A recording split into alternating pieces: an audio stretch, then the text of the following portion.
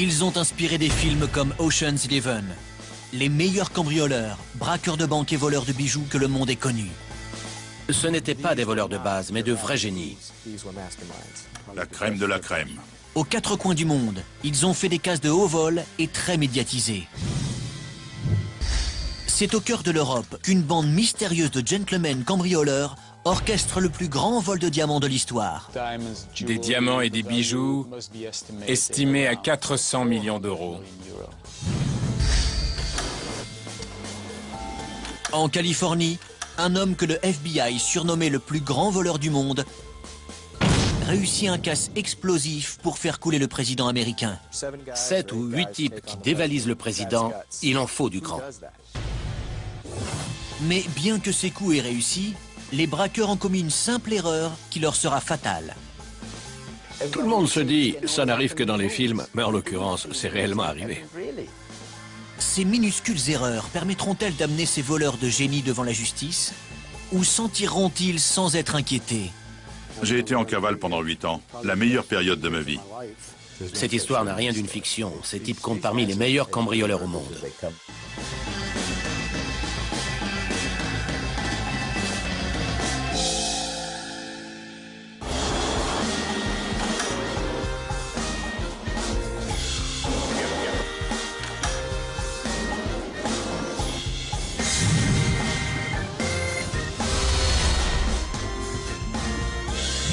Anvers, capitale mondiale du diamant. Anvers est au monde du diamant ce que Wall Street est au monde financier. Dans le quartier des diamantaires travaillent près de 35 000 tailleurs, courtiers et polisseurs. Plus de 80% de la production mondiale de pierres précieuses transite par Anvers avant de finir dans des bijouteries aux quatre coins du globe. Chaque jour, au moins 500 000 carats sont échangés à Anvers. Cela représente en moyenne 156 millions d'euros. C'est donc l'un des quartiers qui a la plus importante concentration de richesse au monde. Et l'un des plus sécurisés. À partir du moment où vous pénétrez le quartier, vous êtes filmé. Des milliers de caméras surveillent les rues, les devantures et les bureaux du quartier. Il y a un commissariat et une cabine de police où 2 personnes surveillent les allées et venues dans ces 3 rues.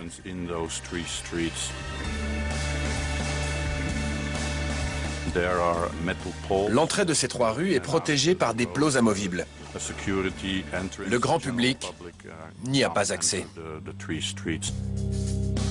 Aucun immeuble du quartier n'est mieux gardé que le centre du diamant situé au numéro 911, où sont établis des centaines de négociants. Le dispositif de sécurité qui protège le centre et la salle des coffres est l'un des plus impressionnants au monde. Il y a une alarme sismique, un détecteur de son, de mouvement, de lumière. La porte blindée dispose d'un code et d'une serrure magnétique. Une fois la porte de la salle fermée, tout est sécurisé, puis surveillé par une entreprise localisée à Bruxelles. Il faut rajouter à cela les centaines de caméras de vidéosurveillance réparties stratégiquement dans tout le bâtiment. Un jour ordinaire, le contenu de la chambre forte du centre du diamant est estimé à près de 80 millions d'euros. Un butin que convoiterait n'importe quel voleur de bijoux. Si ce n'est que la salle des coffres est inviolable. Du moins, c'est ce que pensaient les négociants jusqu'à ce qu'une bande de gentlemen cambrioleurs organise le casse de diamants le plus complexe de l'histoire.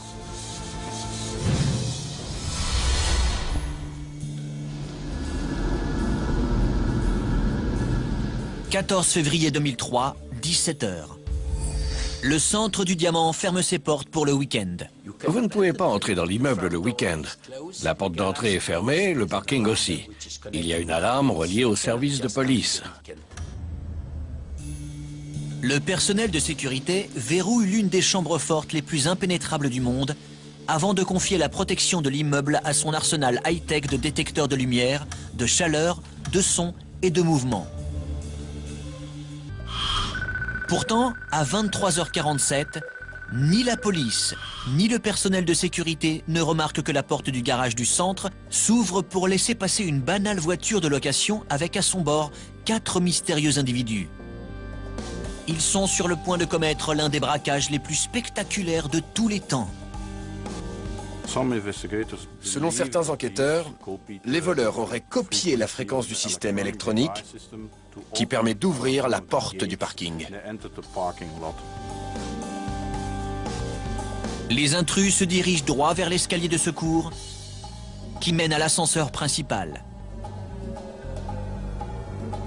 Ils l'empruntent pour descendre au 2e sous-sol. Ils arrivent dans le couloir qui donne accès à la salle des coffres. Il est surveillé par des douzaines de caméras et protégé par une grille en acier s'ouvrant avec une clé spéciale dont la cachette n'est connue que du personnel de sécurité. Mais, fait surprenant, les voleurs la connaissent aussi. La clé spéciale était dans une petite pièce, à côté du couloir central, dans un petit coffre mural. Les cambrioleurs savent que ce coffre n'est pas relié au système central de sécurité. Ils le forcent, prennent la clé et ouvrent la grille. Minuit 45, ils sont maintenant devant la chambre forte. La porte de la salle des coffres est protégée par une serrure magnétique avec 6 peines de fermeture et un digicode. Selon les responsables du centre du diamant, seul le personnel de sécurité connaît le code d'accès et la combinaison. Pourtant, les voleurs les connaissent aussi. Il y a 100 millions de combinaisons possibles. Vous n'avez absolument aucune chance de deviner le code par hasard. À 1 heure, les cambrioleurs pénètrent dans la chambre forte.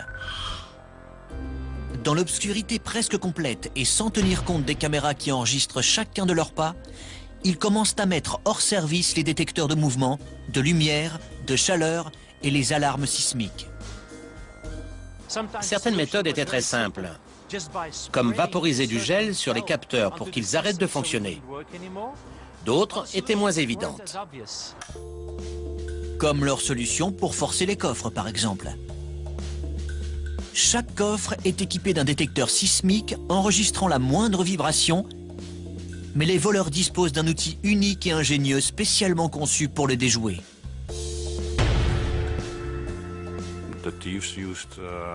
Ils ont inventé un système très astucieux.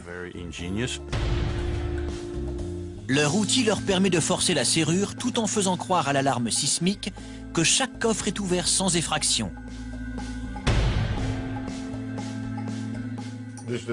C'est relié à un système de tire-bouchon. Puis, la partie externe fonctionne comme un pied de biche pour faire céder le reste de la porte. En utilisant cet outil unique en son genre, entre 1h40 et 5h du matin, les voleurs parviennent à ouvrir 109 coffres, soit un coffre toutes les 2 minutes. Les coffres étaient remplis de lingots d'or, de centaines de bijoux, d'argent liquide. Un négociant en diamants m'a dit qu'il avait 800 000 € en espèces dans son coffre.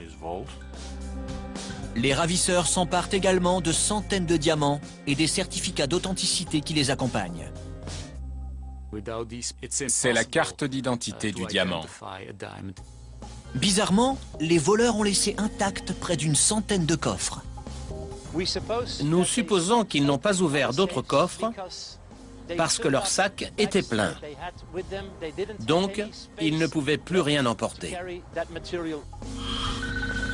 À 5h40, les cambrioleurs quittent la salle des coffres. Après un passage éclair au poste de sécurité à l'entrée, ils ressortent par le même chemin qu'ils ont pris plus tôt. En moins de 6 heures, ils ont dévalisé l'une des plus grandes et impénétrables chambres fortes de diamants du monde. Et cela sans tirer la moindre balle, ni déclencher une seule alarme.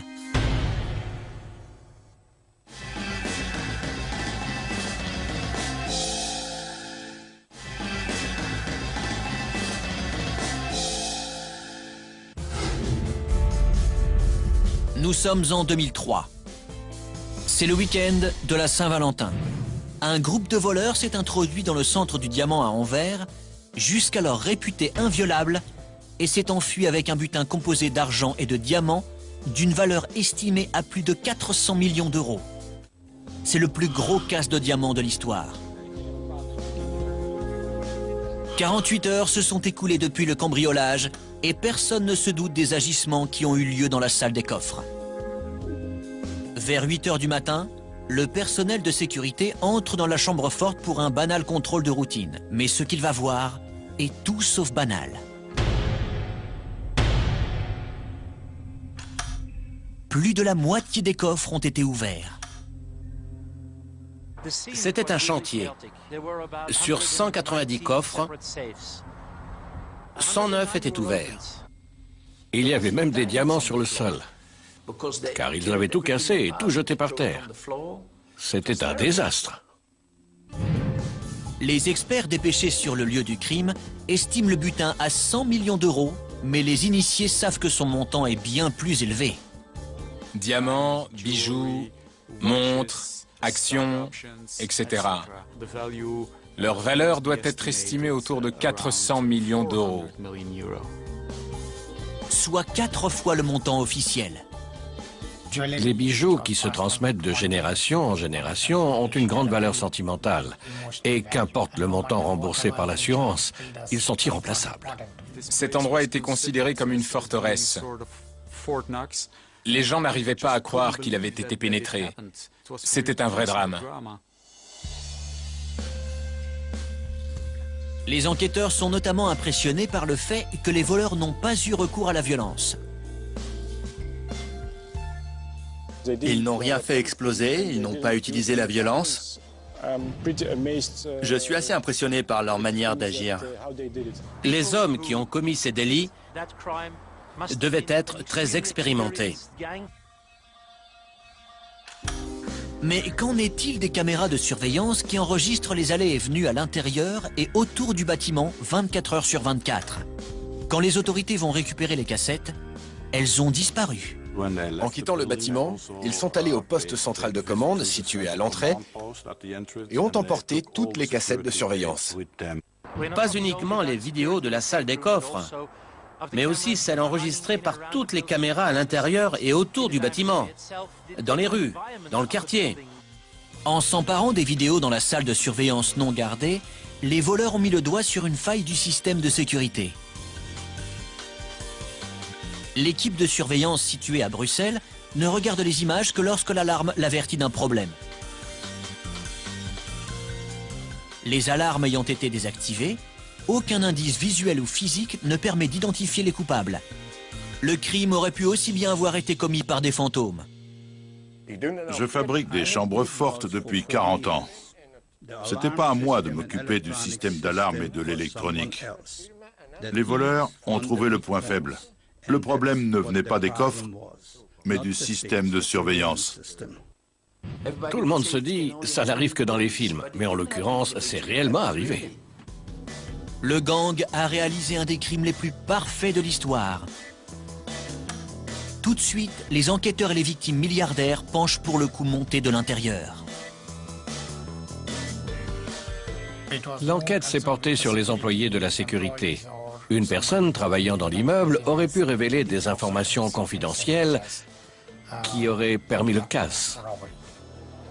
Mais les employés ont tous des alibis en béton. Puis, les enquêteurs s'intéressent aux 81 personnes dont les coffres-forts n'ont pas été forcés. Eux aussi sont rapidement innocentés. Toutefois, un nom se détache au cours de l'enquête. Celui d'un diamantaire italien, Leonardo Notarbartolo.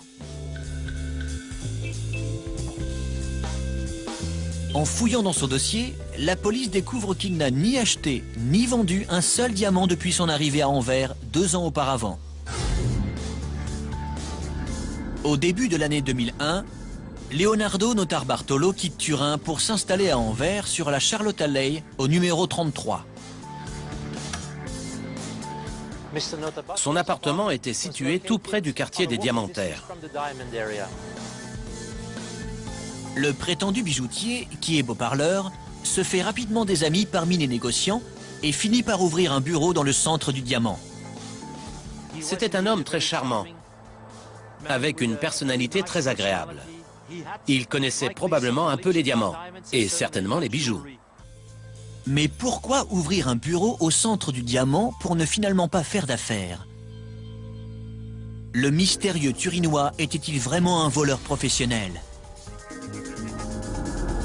Jeudi 20 février, 4 jours après la découverte du casse. C'est l'après-midi. Gust van Kamp, un agriculteur de 60 ans, est en train d'arpenter son terrain dans la périphérie d'Anvers lorsqu'il fait une découverte bizarre qui se révélera être l'erreur fatale d'un crime jusque-là parfait. Je marchais par ici et j'ai vu des sacs poubelles. J'ai ouvert le sac et trouvé des diamants dans des petites boîtes. En continuant à fouiller, j'ai trouvé de l'argent, des actions, des titres. Il découvre également les certificats d'authenticité délivrés par le centre du diamant et les cassettes vidéo détruites. Il appelle la police qui se rend sur les lieux en moins d'1 heure. La poignée de diamants accompagnée de leurs certificats établit clairement le lien entre les sacs poubelles et le casse d'Anvers, mais ne constitue qu'une infime partie du butin. Les enquêteurs s'intéressent davantage aux autres objets trouvés dans les sacs poubelles, quelques restes de nourriture et une bouteille de vin vide. Cela sortait un peu du commun, car la plupart de la nourriture était italienne. C'était du fromage italien, du vin italien. La police trouve également un ticket de caisse indiquant que les produits ont été achetés non loin de chez Leonardo Notarbartolo. Le ticket mentionnait la date et l'heure de l'achat. Nous avons pu aller au magasin et voir les images des caméras de surveillance qui filmaient les entrées et les sorties des gens. Les enquêteurs sont quasi persuadés qu'ils verront Leonardo Notarbartolo sur les images. Mais ce sont 2 autres hommes qui font les achats à l'heure indiquée sur le ticket. L'un d'eux est un Italien du nom de Fernando Finotto. C'est lui qui a payé. Son visage apparaît sur la cassette de la vidéosurveillance. Il a été comparé à la base de données d'Interpol. L'autre homme qui apparaît sur la vidéo s'appelle Pietro Tavano, lui aussi italien. Mais lui et Fernando Finotto ne sont pas bijoutiers. Tous deux sont de célèbres voleurs qui seraient liés à une organisation criminelle mystérieuse, l'école de Turin. L'école de Turin, les rois des voleurs. Des gentlemen cambrioleurs rusés avec un code d'honneur. Très doués pour les effractions. Ils commettaient beaucoup de leurs crimes juste pour le plaisir. C'est un peu comme dans Ocean's 11. On se réunit, on s'amuse et on monte un gros casse spectaculaire. Le vendredi 21 février, les enquêteurs fouillent l'appartement de Leonardo Notarbartolo, situé au 33 Charlotte Alley. Dans son appartement, on a retrouvé sur un des tapis des diamants similaires à ceux trouvés dans les sacs poubelles jetés dans les bois. Ces diamants provenaient du casse sur lequel on enquêtait. En plus des diamants, les enquêteurs trouvent des restes de nourriture italienne similaires à celles retrouvées dans les sacs poubelles sur les terres de Gust van Kamp. Ils l'envoient à un laboratoire médico-légal pour des analyses d'ADN. Nous avons recueilli l'ADN sur les restes de nourriture et de boissons trouvés dans l'appartement et aussi sur l'équipement qu'ils ont utilisé dans la salle des coffres. Il y avait 7 ADN différents. Sur les 7 personnes, 4 ont été identifiés. Les 4 hommes identifiés sont Pietro Tavano, Fernando Finotto, Leonardo Notarbartolo et un pirate informatique et spécialiste des coffres-forts du nom d'Elio Donorio. La police est sûre d'avoir trouvé les coupables. Si je n'avais pas vu ce sac poubelle avec la bouteille de vin, le crime aurait été parfait. Vous vous rendez compte ?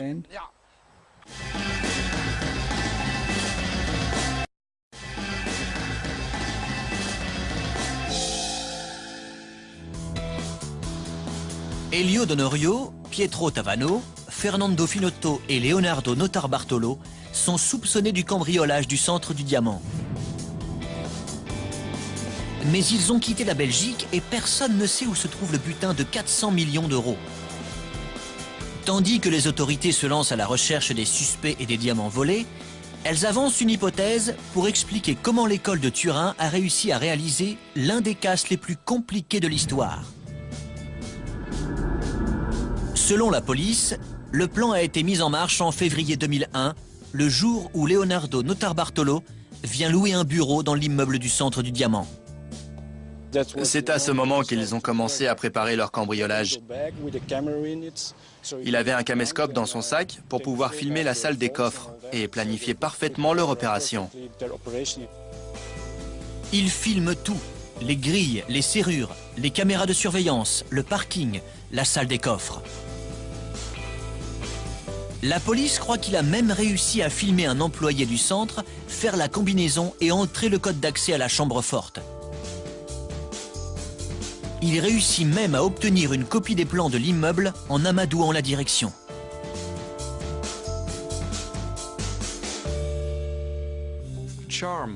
Le charme faisait partie de ses atouts. D'une certaine manière, il peut susciter notre admiration. Mais nous ne devons jamais oublier que sous des apparences charmantes et douces se cachent des criminels. Les plans permettent aux gangs de déterminer l'emplacement précis des détecteurs de mouvement, de lumière, de son et de chaleur. Ils leur indiquent également comment accéder à la salle de surveillance, l'étape finale de leur opération. Les autorités savent comment les membres de l'école de Turin ont procédé pour exécuter le plus grand casse de diamants de l'histoire, mais cela ne facilite pas pour autant leur arrestation. La plupart des membres du gang impliqués dans le vol ont fui dans le nord de l'Italie. Ils perdent la trace des diamants et du gang, à l'exception de Leonardo Notarbartolo. S'efforçant de maintenir les apparences de l'innocence, il retourne à Anvers 4 jours plus tard pour rendre la voiture avec laquelle ils se sont enfuis. Le Turinois commet là sa plus grande erreur. Il devait rendre une voiture de location. C'est comme ça qu'il a été appréhendé. Le 22 février, Leonardo Notarbartolo est mis en examen pour le vol du Centre du Diamant et placé en détention. À son procès, l'accusation essaie de lui faire avouer sa culpabilité et celle de ses complices présumés. Mais le gentleman bijoutier nie tout. Il disait « Je refuse de dire quoi que ce soit, je n'ai rien à voir avec ça ». Il n'a voulu faire aucune déclaration. Leonardo Notarbartolo a écopé de 10 ans de prison, dont 5 pour être le cerveau présumé du crime. Mais était-il réellement le cerveau de l'école de Turin? Ou était-il juste un pion qui, grâce à son style enjôleur, a permis aux vrais auteurs du crime d'orchestrer ce braquage délicat? Il est peut-être l'arbre qui cache la forêt. Ce n'est pas exclu qu'il ait payé pour les autres, qu'il soit simplement un gars obéissant aux ordres. Mais la question qui taraude tous les négociants en diamants est: où se trouve le butin? Nous ne savons pas où les diamants se trouvent. Bien sûr, c'est très gênant pour certaines personnes.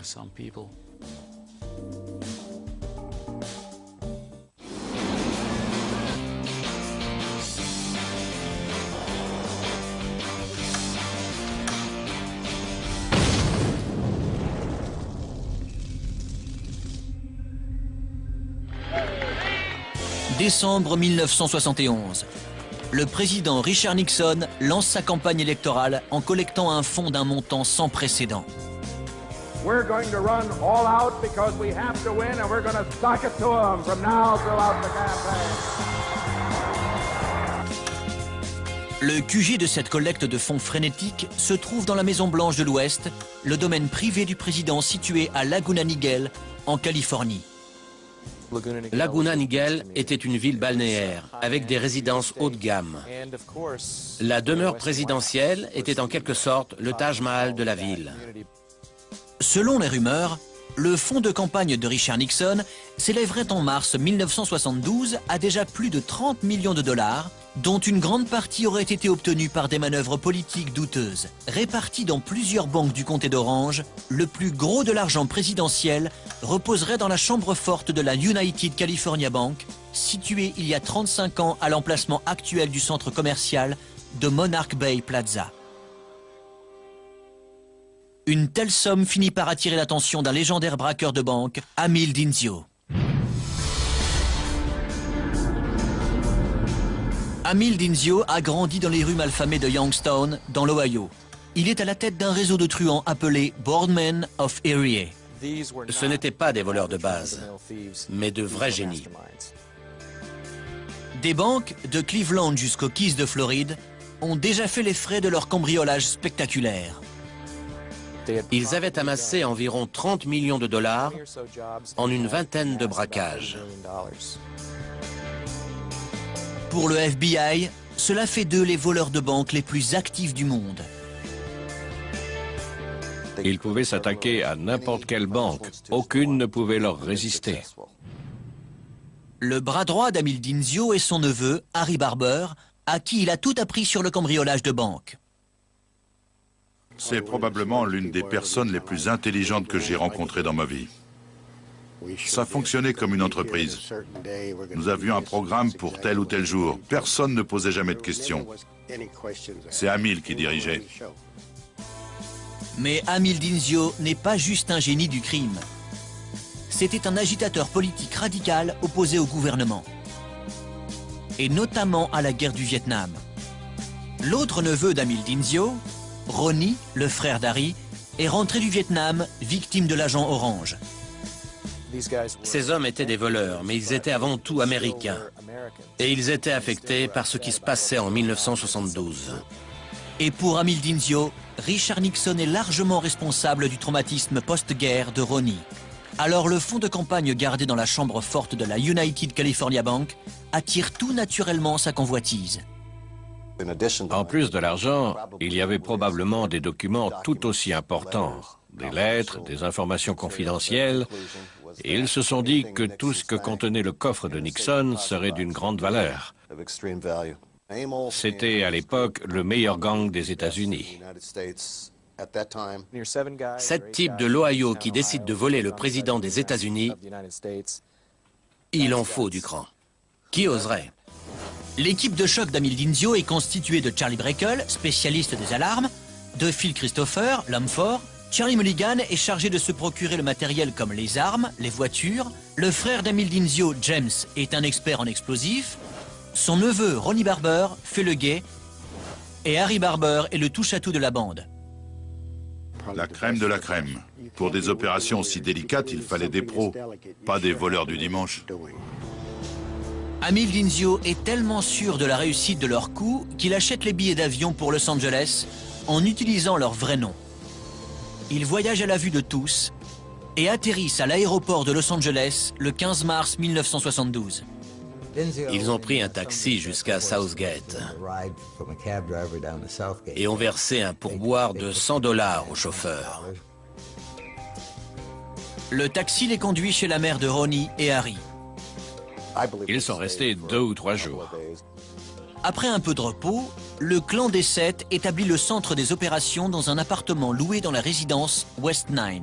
Leur appartement était situé à 1,5 km de la banque. Ils pouvaient y aller à pied en traversant ce parcours de golf. On faisait le chemin tous les jours. Tout le monde nous prenait pour de simples promeneurs. Les repérages révèlent que l'extérieur de la banque est protégé par une alarme Diebold. Celle-ci sonne à la moindre vibration sur la structure de l'immeuble. Amil Dinzio et ses complices l'appellent le gueulard. Vous devez trouver ce qui marche et ce qui ne marche pas.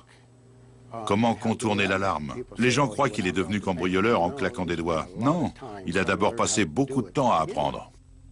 Amil Dinzio conclut qu'il n'y a qu'un seul moyen de désactiver le gueulard.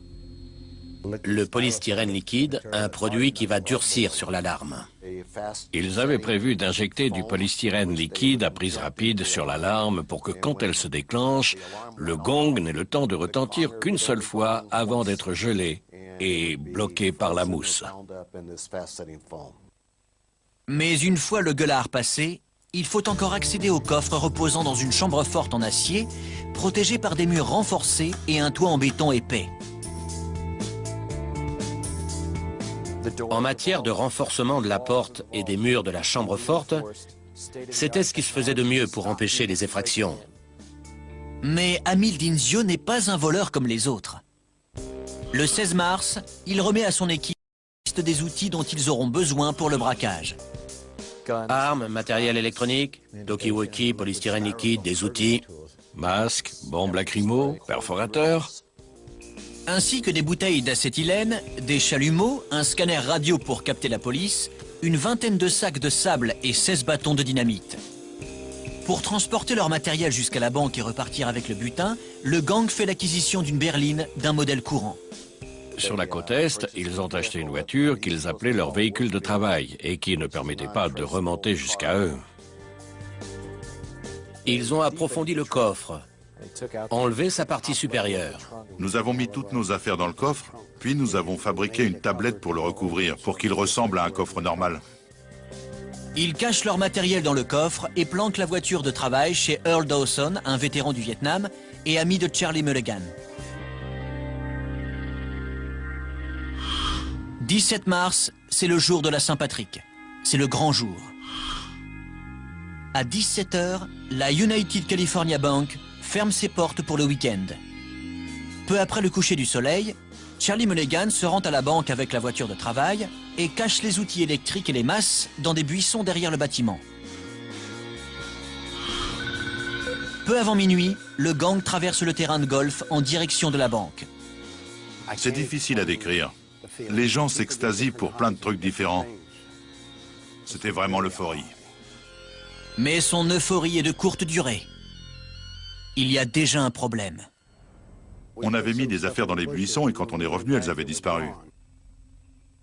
2 adolescents qui se promenaient ont trouvé les outils et ont appelé le shérif. Il leur a confisqué les outils pour les mettre dans un coffre de pièces à conviction.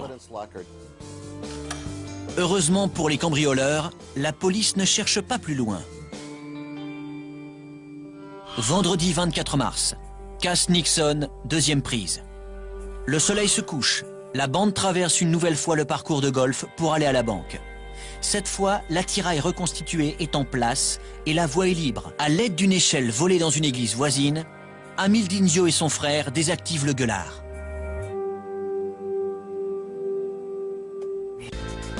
Après plusieurs heures de tranquillité, les voleurs ont percé un énorme trou dans le toit de la banque. Ils doivent maintenant pénétrer dans la chambre forte en béton et en acier renforcé.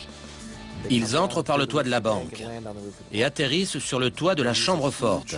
Armés d'énormes perforateurs, ils percent 16 trous dans le toit en béton de la chambre forte. James Dinzio insère un bâton de dynamite dans chacun des 16 trous avant de s'abriter derrière une vingtaine de sacs de sable. Les autres attendent dehors qu'il déclenche le détonateur.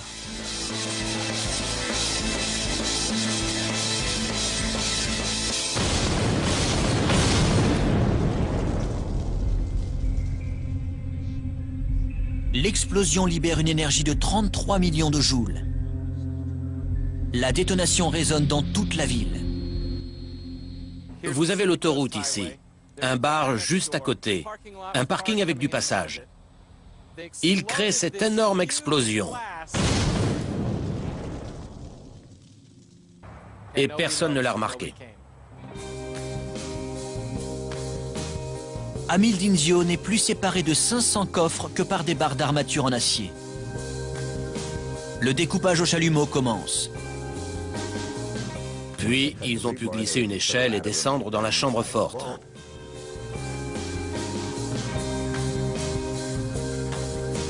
À l'aide d'un outil fait maison, ils ouvrent les coffres.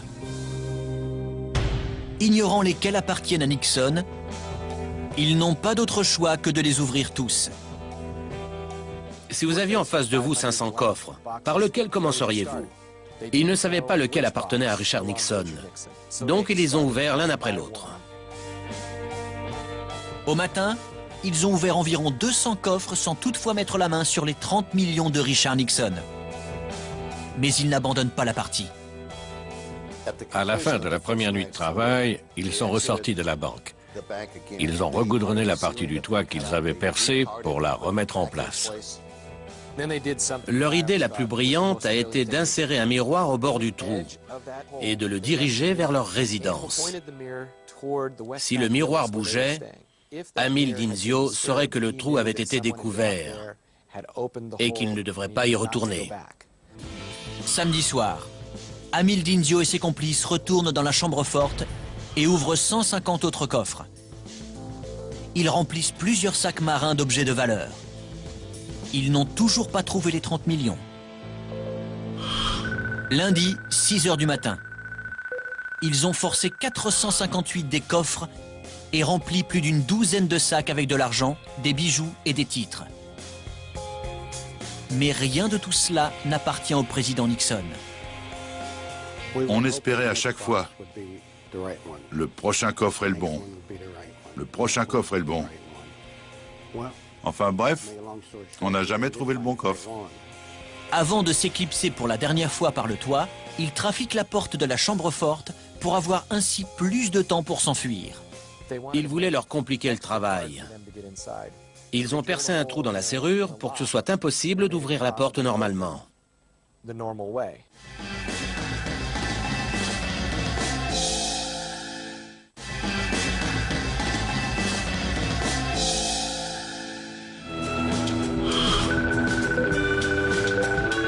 Lorsque la directrice de la banque, Julia Hildreth, arrive au travail lundi matin, elle n'arrive pas à ouvrir la chambre forte. Elle appelle le service de sécurité. Ils ne comprenaient pas pourquoi ils n'arrivaient pas à ouvrir la porte de la chambre forte. Et quand ils ont enfin réussi, ils étaient sous le choc devant le tas de coffres. La perte est estimée à plus de 8 millions de dollars en espèces et à plus de 17 millions en actions, bijoux et autres objets de valeur, soit un total de près de 25 millions. Même sans l'argent de Richard Nixon, c'est à l'époque le plus gros casse jamais réussi de l'histoire des États-Unis.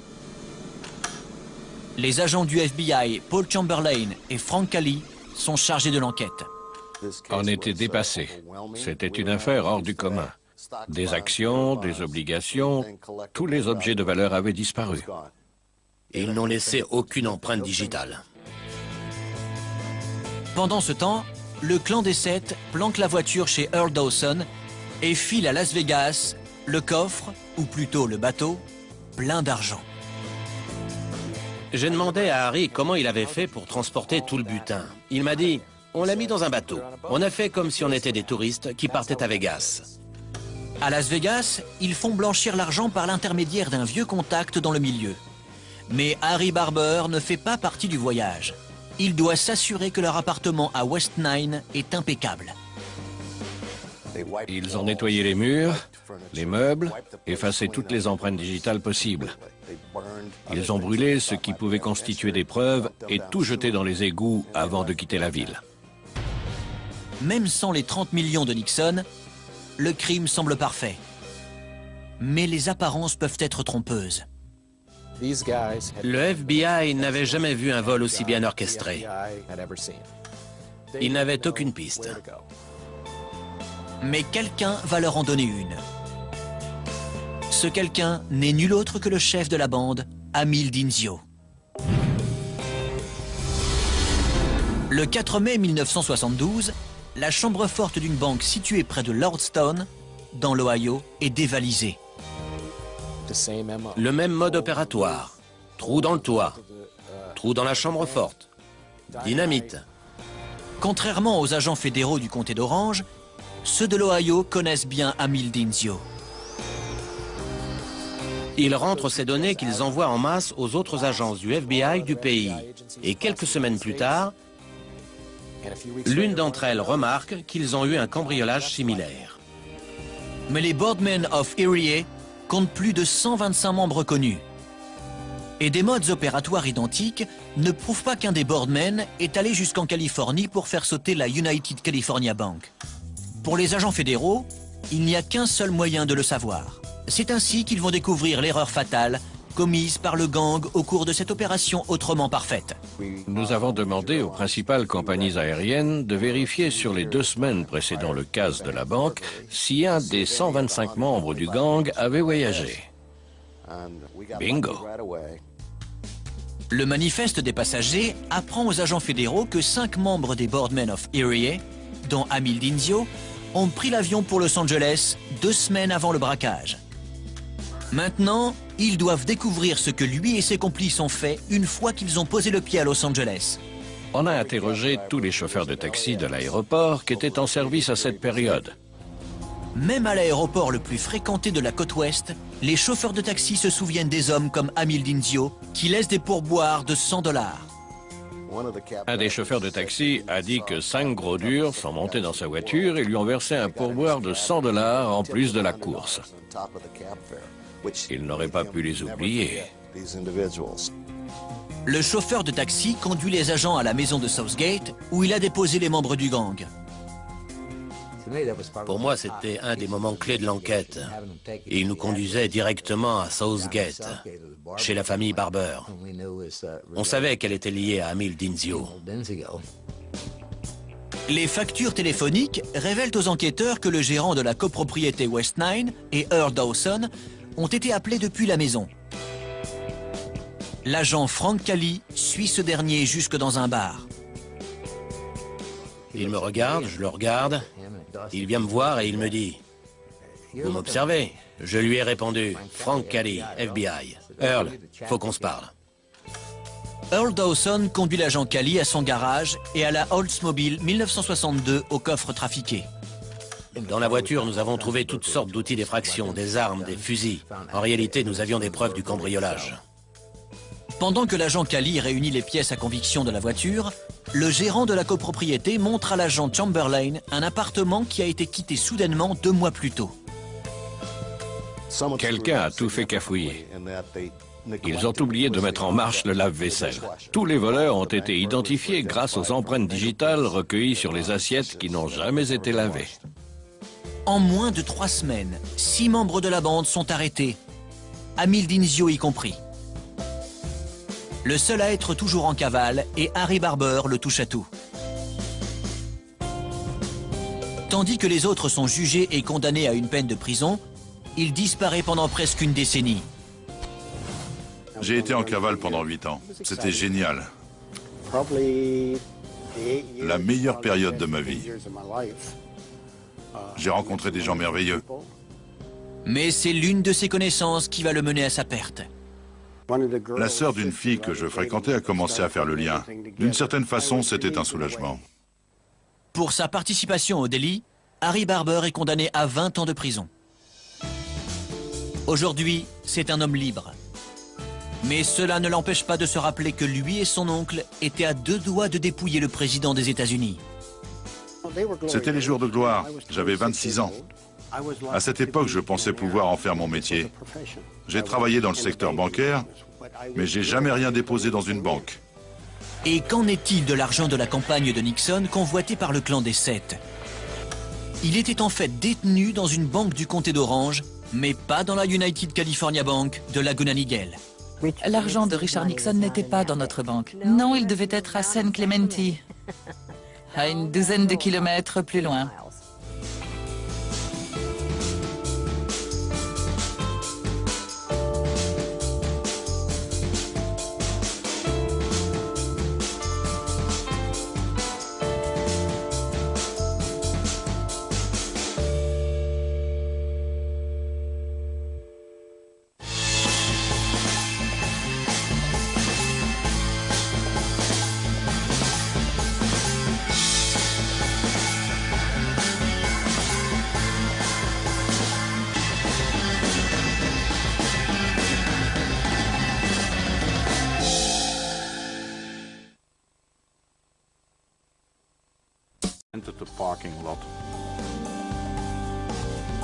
Les intrus se dirigent droit vers l'escalier de secours qui mène à l'ascenseur principal.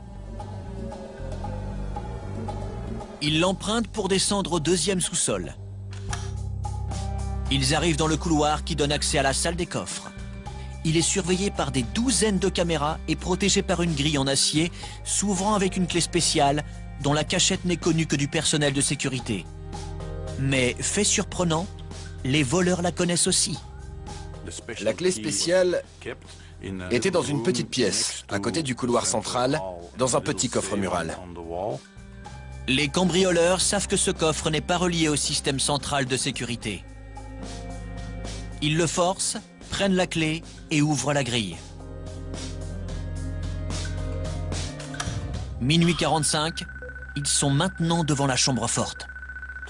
La porte de la salle des coffres est protégée par une serrure magnétique avec 6 peines de fermeture et un digicode. Selon les responsables du centre du diamant, seul le personnel de sécurité connaît le code d'accès et la combinaison. Pourtant, les voleurs les connaissent aussi. Il y a 100 millions de combinaisons possibles.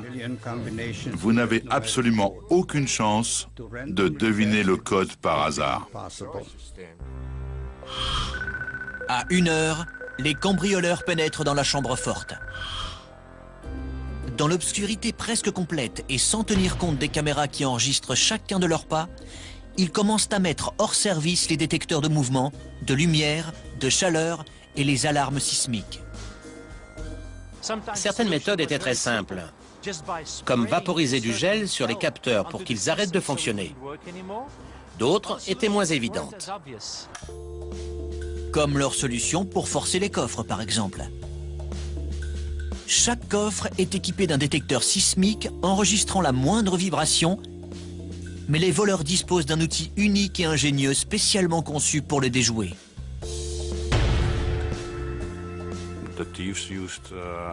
Ils ont inventé un système très astucieux. Leur outil leur permet de forcer la serrure tout en faisant croire à l'alarme sismique que chaque coffre est ouvert sans effraction. C'est relié à un système de tire-bouchon. Puis, la partie externe fonctionne comme un pied de biche pour faire céder le reste de la porte. En utilisant cet outil unique en son genre, entre 1h40 et 5h du matin, les voleurs parviennent à ouvrir 109 coffres, soit un coffre toutes les 2. C'est un pion qui, grâce à son style enjôleur, a permis aux vrais auteurs du crime d'orchestrer ce braquage délicat. Il est peut-être l'arbre qui cache la forêt. Ce n'est pas exclu qu'il ait payé pour les autres. Qu'il soit simplement un gars obéissant aux ordres. Mais la question qui taraude tous les négociants en diamants est: où se trouve le butin? Nous ne savons pas où les diamants se trouvent. Bien sûr, c'est très gênant pour certaines personnes.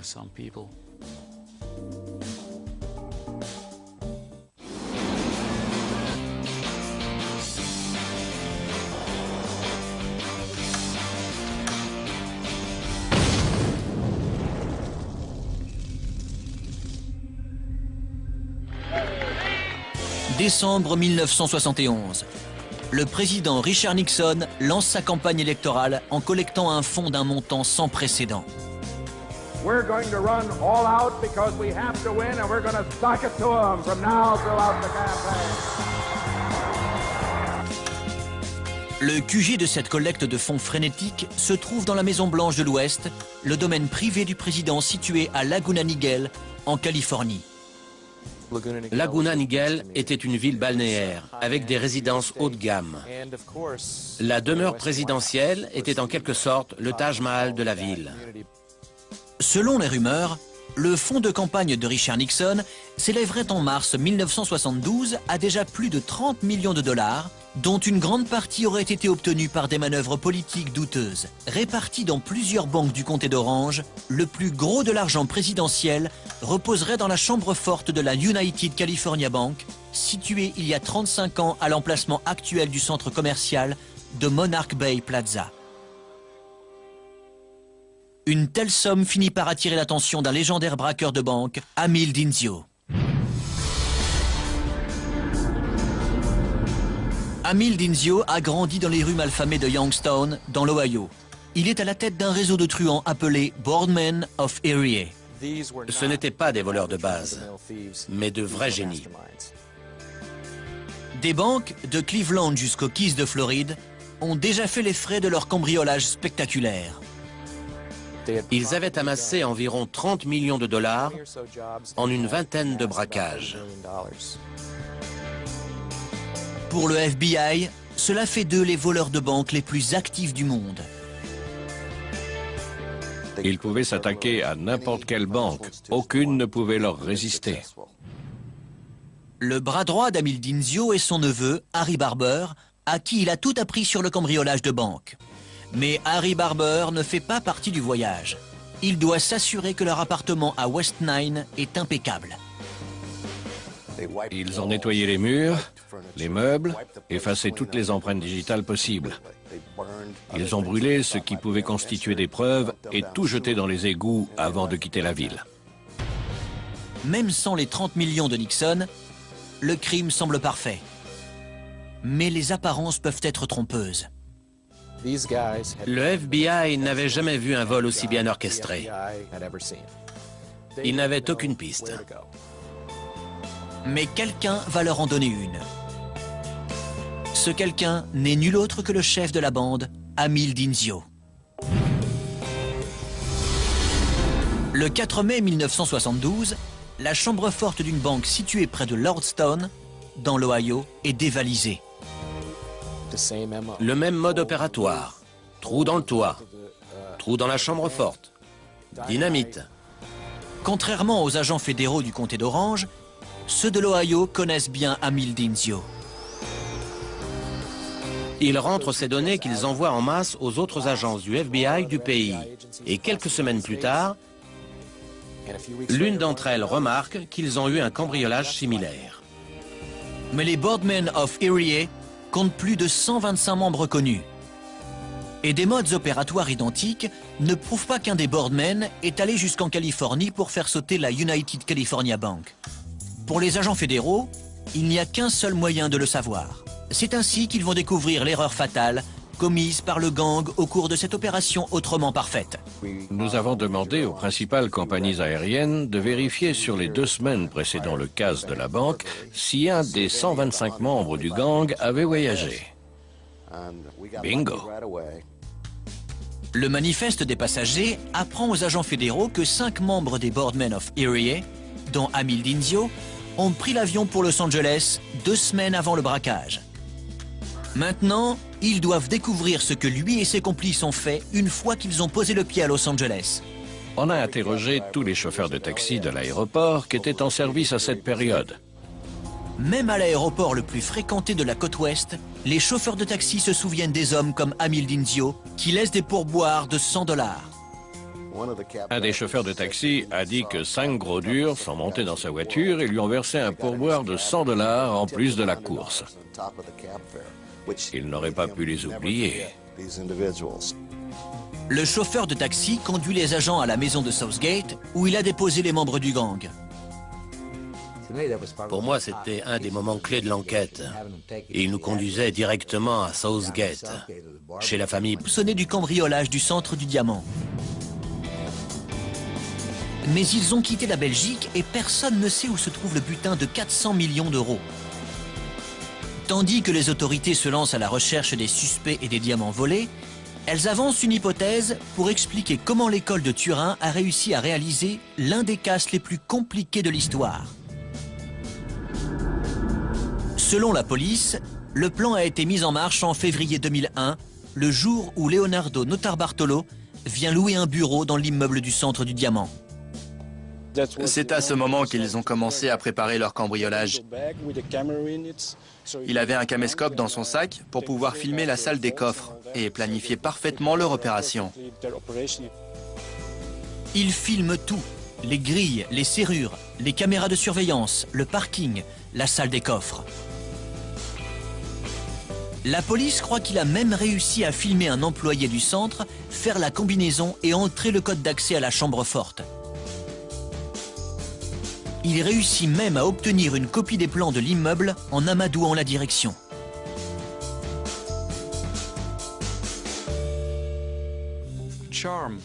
Le charme faisait partie de ses atouts.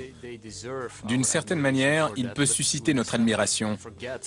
Mais nous ne devons jamais oublier que sous des apparences charmantes et douces se cachent des criminels. Les plans permettent aux gangs de déterminer l'emplacement précis des détecteurs de mouvement, de lumière, de son et de chaleur. Ils leur indiquent également comment accéder à la salle de surveillance, l'étape finale de leur opération.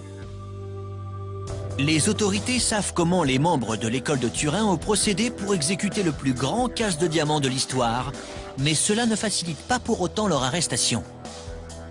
La plupart des membres du gang impliqués dans le vol ont fui dans le nord de l'Italie. Ils perdent la trace des diamants et du gang, à l'exception de Leonardo Notarbartolo. S'efforçant de maintenir les apparences de l'innocence, il retourne à Anvers 4 jours plus tard pour rendre la voiture avec laquelle ils se sont enfuis. Le Turinois commet là sa plus grande erreur. Il devait rendre une voiture de location. C'est comme ça qu'il a été appréhendé. Le 22 février, Leonardo Notarbartolo est mis en examen pour le vol du centre du diamant et placé en détention. À son procès, l'accusation essaie de lui faire avouer sa culpabilité et celle de ses complices présumés. Mais le gentleman bijoutier nie tout. Il disait « Je refuse de dire quoi que ce soit, je n'ai rien à voir avec ça ». Il n'a voulu faire aucune déclaration. Leonardo Notarbartolo a écopé de 10 ans de pour avoir ainsi plus de temps pour s'enfuir. Il voulait leur compliquer le travail. Ils ont percé un trou dans la serrure pour que ce soit impossible d'ouvrir la porte normalement.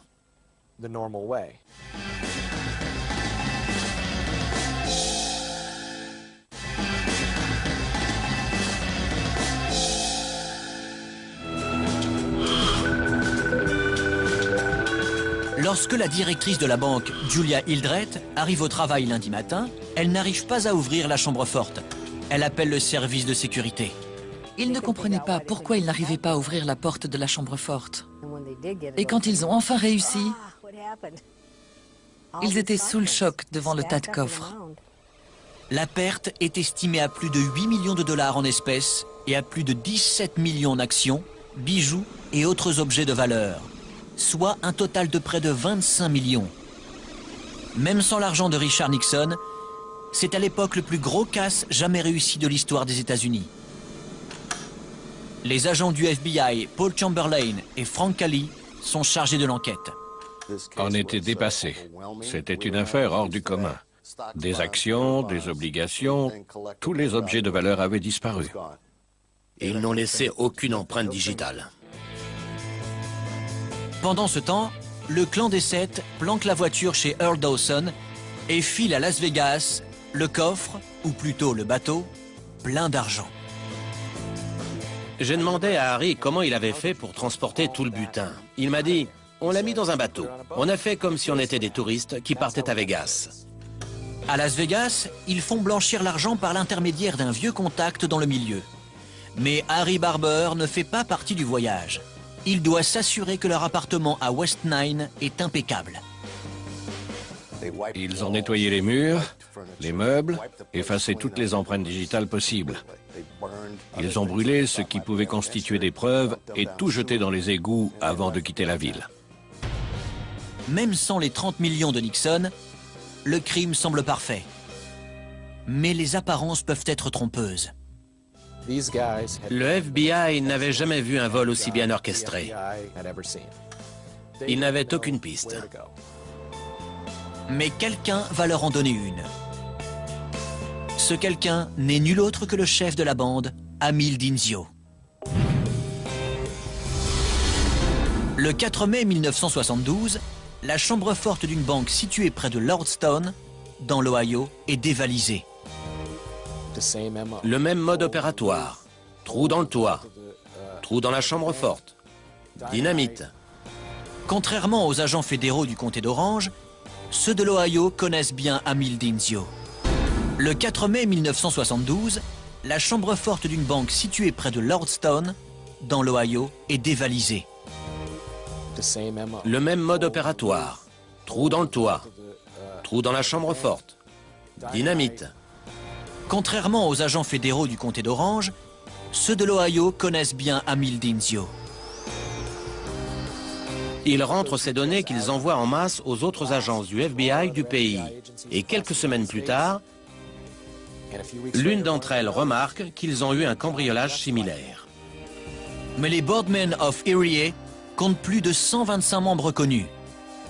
Et des modes opératoires identiques ne prouvent pas qu'un des Boardmen est allé jusqu'en Californie pour faire sauter la United California Bank. Pour les agents fédéraux, il n'y a qu'un seul moyen de le savoir. C'est ainsi qu'ils vont découvrir l'erreur fatale commise par le gang au cours de cette opération autrement parfaite. Nous avons demandé aux principales compagnies aériennes de vérifier sur les 2 semaines précédant le casse de la banque si un des 125 membres du gang avait voyagé. Bingo! Le manifeste des passagers apprend aux agents fédéraux que 5 membres des Boardmen of Erie, dont Amil Dinzio, ont pris l'avion pour Los Angeles 2 semaines avant le braquage. Maintenant, ils doivent découvrir ce que lui et ses complices ont fait une fois qu'ils ont posé le pied à Los Angeles. On a interrogé tous les chauffeurs de taxi de l'aéroport qui étaient en service à cette période. Même à l'aéroport le plus fréquenté de la côte ouest, les chauffeurs de taxi se souviennent des hommes comme Amil Dinzio qui laissent des pourboires de $100. Un des chauffeurs de taxi a dit que 5 gros durs sont montés dans sa voiture et lui ont versé un pourboire de $100 en plus de la course. Il n'aurait pas pu les oublier. Le chauffeur de taxi conduit les agents à la maison de Southgate où il a déposé les membres du gang. Pour moi, c'était un des moments clés de l'enquête. Il nous conduisait directement à Southgate, chez la famille Barber. On savait qu'elle était liée à Amil Dinzio. Les factures téléphoniques révèlent aux enquêteurs que le gérant de la copropriété West 9 et Earl Dawson ont été appelés depuis la maison. L'agent Frank Cali suit ce dernier jusque dans un bar. Il me regarde, je le regarde. Il vient me voir et il me dit « Vous m'observez ?» Je lui ai répondu « Frank Cali, FBI. Earl, faut qu'on se parle. » Earl Dawson conduit l'agent Cali à son garage et à la Oldsmobile 1962 au coffre trafiqué. Dans la voiture, nous avons trouvé toutes sortes d'outils d'effraction, des armes, des fusils. En réalité, nous avions des preuves du cambriolage. Pendant que l'agent Cali réunit les pièces à conviction de la voiture, le vendredi 21 février, les enquêteurs fouillent l'appartement de Leonardo Notarbartolo, situé au 33 Charlotte Alley. Dans son appartement, on a retrouvé sur un des tapis des diamants similaires à ceux trouvés dans les sacs poubelles jetés dans les bois. Ces diamants provenaient du casse sur lequel on enquêtait. En plus des diamants, les enquêteurs trouvent des restes de nourriture italienne similaires à celles retrouvées dans les sacs poubelles sur les terres de Goose Van Camp. Ils l'envoient à un laboratoire médico-légal pour des analyses d'ADN. Nous avons recueilli l'ADN sur les restes de nourriture et de boissons trouvés dans l'appartement et aussi sur l'équipement qu'ils ont utilisé dans la salle des coffres. Il y avait 7 ADN différents. Sur les 7 personnes, 4 ont été identifiés. Les 4 hommes identifiés sont Pietro Tavano, Fernando Finotto, Leonardo Notarbartolo et un pirate informatique et spécialiste des coffres-forts du nom d'Elio Donorio. La police est sûre d'avoir trouvé les coupables. Si je n'avais pas vu ce sac poubelle avec la bouteille de vin, le crime aurait été parfait. Vous vous rendez compte ?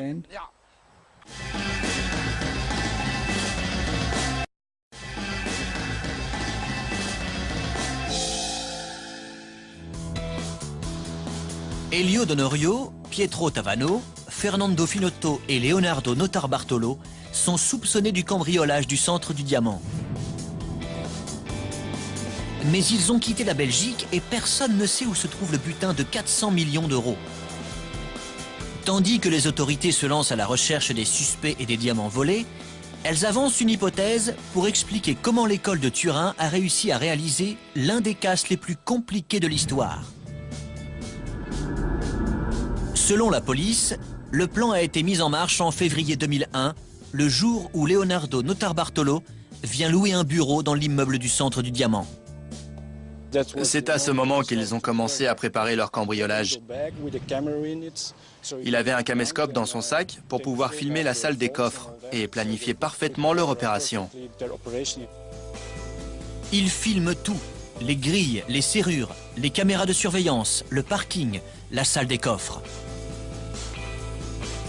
La police croit qu'il a même réussi à filmer un employé du centre, faire la combinaison et entrer le code d'accès à la chambre forte. Il réussit même à obtenir une copie des plans de l'immeuble en amadouant la direction.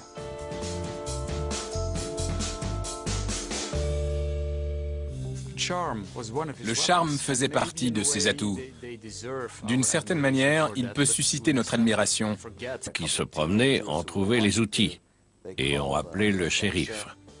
Il leur a confisqué les outils pour les mettre dans un coffre de pièces à conviction. Heureusement pour les cambrioleurs, la police ne cherche pas plus loin. Vendredi 24 mars, Cass Nixon, deuxième prise. Le soleil se couche. La bande traverse une nouvelle fois le parcours de golf pour aller à la banque. Cette fois, l'attirail reconstitué est en place et la voie est libre. À l'aide d'une échelle volée dans une église voisine, Amil Dinzio et son frère désactivent le gueulard.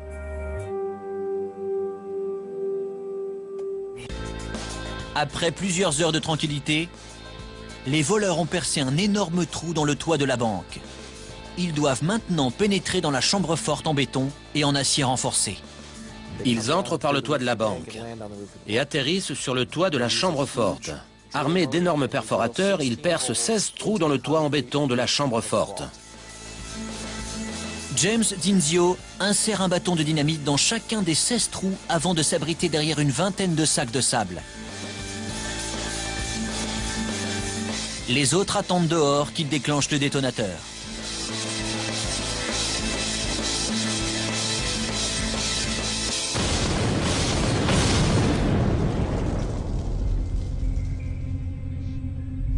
L'explosion libère une énergie de 33 millions de joules. La détonation résonne dans toute la ville. Vous avez l'autoroute ici, un bar juste à côté, un parking avec du passage. Il crée cette énorme explosion. Et personne ne l'a remarqué. Amil Dinzio n'est plus séparé de 500 coffres que par des barres d'armature en acier. Le découpage au chalumeau commence. Puis, ils ont pu glisser une échelle et descendre dans la chambre forte.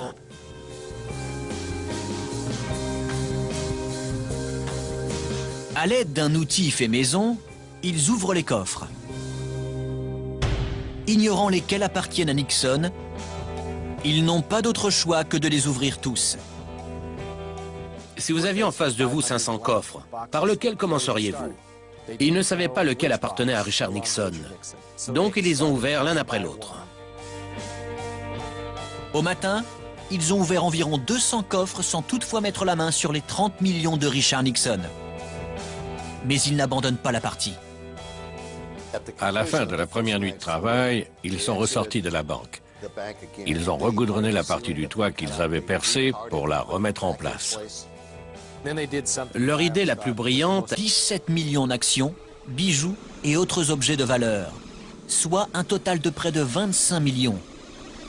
Même sans l'argent de Richard Nixon, c'est à l'époque le plus gros casse jamais réussi de l'histoire des États-Unis. Les agents du FBI, Paul Chamberlain et Frank Cali, sont chargés de l'enquête. On était dépassé. C'était une affaire hors du commun. Des actions, des obligations, tous les objets de valeur avaient disparu. Ils n'ont laissé aucune empreinte digitale. Pendant ce temps, le clan des 7 planque la voiture chez Earl Dawson et file à Las Vegas le coffre, ou plutôt le bateau, plein d'argent. J'ai demandé à Harry comment il avait fait pour transporter tout le butin. Il m'a dit, on l'a mis dans un bateau. On a fait comme si on était des touristes qui partaient à Vegas. À Las Vegas, ils font blanchir l'argent par l'intermédiaire d'un vieux contact dans le milieu. Mais Harry Barber ne fait pas partie du voyage. Il doit s'assurer que leur appartement à West Nine est impeccable. Ils ont nettoyé les murs, les meubles, effacé toutes les empreintes digitales possibles. Ils ont brûlé ce qui pouvait constituer des preuves et tout jeté dans les égouts avant de quitter la ville. Même sans les 30 millions de Nixon, le crime semble parfait. Mais les apparences peuvent être trompeuses. Le FBI n'avait jamais vu un vol aussi bien orchestré. Il n'avait aucune piste. Mais quelqu'un va leur en donner une. Ce quelqu'un n'est nul autre que le chef de la bande, Amil Dinzio. Le 4 mai 1972, la chambre forte d'une banque située près de Lordstown, dans l'Ohio, est dévalisée. Le même mode opératoire. Trou dans le toit. Trou dans la chambre forte. Dynamite. Contrairement aux agents fédéraux du comté d'Orange, ceux de l'Ohio connaissent bien Amil Dinzio. Ils rentrent ces données qu'ils envoient en masse aux autres agences du FBI du pays. Et quelques semaines plus tard, l'une d'entre elles remarque qu'ils ont eu un cambriolage similaire. Mais les Boardmen of Erie comptent plus de 125 membres connus. Et des modes opératoires identiques ne prouvent pas qu'un des Boardmen est allé jusqu'en Californie pour faire sauter la United California Bank. Pour les agents fédéraux, il n'y a qu'un seul moyen de le savoir. C'est ainsi qu'ils vont découvrir l'erreur fatale commise par le gang au cours de cette opération autrement parfaite. Nous avons demandé aux principales compagnies aériennes de vérifier sur les 2 semaines précédant le casse de la banque si un des 125 membres du gang avait voyagé. Bingo! Ne prouve pas qu'un des Boardmen est allé jusqu'en Californie pour faire sauter la United California Bank. Pour les agents fédéraux, il n'y a qu'un seul moyen de le savoir. C'est ainsi qu'ils vont découvrir l'erreur fatale commise par le gang au cours de cette opération autrement parfaite. Nous avons demandé aux principales compagnies aériennes de vérifier sur les 2 semaines précédant le casse de la banque si un des 125 membres du gang avait voyagé. Bingo! Le manifeste des passagers apprend aux agents fédéraux que 5 membres des Boardmen of Erie, dont Amil Dinzio, ont pris l'avion pour Los Angeles 2 semaines avant le braquage. Maintenant, ils doivent découvrir ce que lui et ses complices ont fait une fois qu'ils ont posé le pied à Los Angeles. On a interrogé tous les chauffeurs de taxi de l'aéroport qui étaient en service à cette période. Même à l'aéroport le plus fréquenté de la côte ouest, les chauffeurs de taxi se souviennent des hommes comme Amil Dinzio qui laissent des pourboires de $100. Un des chauffeurs de taxi a dit que 5 gros durs sont montés dans sa voiture et lui ont versé un pourboire de $100 en plus de la course. Il n'aurait pas pu les oublier. Le chauffeur de taxi conduit les agents à la maison de Southgate où il a déposé les membres du gang. Pour moi, c'était un des moments clés de l'enquête. Et il nous conduisait directement à Southgate, chez la famille Barber. On savait qu'elle était liée à Amil Dinzio. Les factures téléphoniques révèlent aux enquêteurs que le gérant de la copropriété West 9 et Earl Dawson ont été appelés depuis la maison. L'agent Frank Cali suit ce dernier jusque dans un bar. Il me regarde, je le regarde. Il vient me voir et il me dit « Vous m'observez ?» Je lui ai répondu « Frank Cali, FBI. Earl, faut qu'on se parle. » Earl Dawson conduit l'agent Cali à son garage et à la Oldsmobile 1962 au coffre trafiqué. Dans la voiture, nous avons trouvé toutes sortes d'outils d'effraction, des armes, des fusils. En réalité, nous avions des preuves du cambriolage. Pendant que l'agent Cali réunit les pièces à conviction de la voiture, le gérant de la copropriété montre à l'agent Chamberlain un appartement qui a été quitté soudainement 2 mois plus tôt. Quelqu'un a tout fait cafouiller. Ils ont oublié de mettre en marche le lave-vaisselle. Tous les voleurs ont été identifiés grâce aux empreintes digitales recueillies sur les assiettes qui n'ont jamais été lavées. En moins de 3 semaines, 6 membres de la bande sont arrêtés, Amil Dinzio y compris. Le seul à être toujours en cavale est Harry Barber, le touche-à-tout. Tandis que les autres sont jugés et condamnés à une peine de prison, il disparaît pendant presque une décennie.